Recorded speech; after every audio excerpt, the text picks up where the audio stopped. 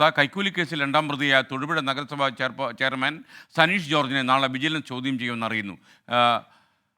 കുമ്പക്കല്ല് സ്വകാര്യ സ്കൂളിലെ ഫിറ്റ്നസ് സർട്ടിഫിക്കറ്റിന് നഗരസഭാ അസിസ്റ്റന്റ് എഞ്ചിനീയർ 1 ലക്ഷം രൂപ കൈക്കൂലി വാങ്ങിയ കേസിലെ രണ്ടാം പ്രതിയാണ് നഗരസഭാ ചെയർമാൻ. രാഹുൽ വിജയൻ ഇടുക്കിയിൽ നിന്നും ടെലിഫോണിലുണ്ട്. രാഹുൽ, വിവരങ്ങൾ.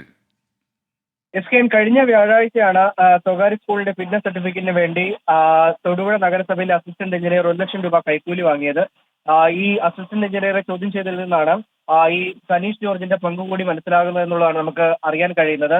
ഈ കൈക്കൂലി കൊടുക്കാൻ ആവശ്യപ്പെട്ടത്, ഈ സ്കൂൾ അധികൃതരോട് ആവശ്യപ്പെട്ടത് സനീഷ് ജോർജ് ആണ് എന്നുള്ളതാണ് ഈ സ്കൂൾ അധികൃതരും മൊഴി കൊടുത്തിരിക്കുന്നത്. ഇതിന്റെ അടിസ്ഥാനത്തിലാണ് സനീഷ് ജോർജ് നഗരസഭാ അധ്യക്ഷനെ രണ്ടാം പ്രതിയാക്കിക്കൊണ്ട് വിജിലൻസ് കേസെടുത്തിരിക്കുന്നതും.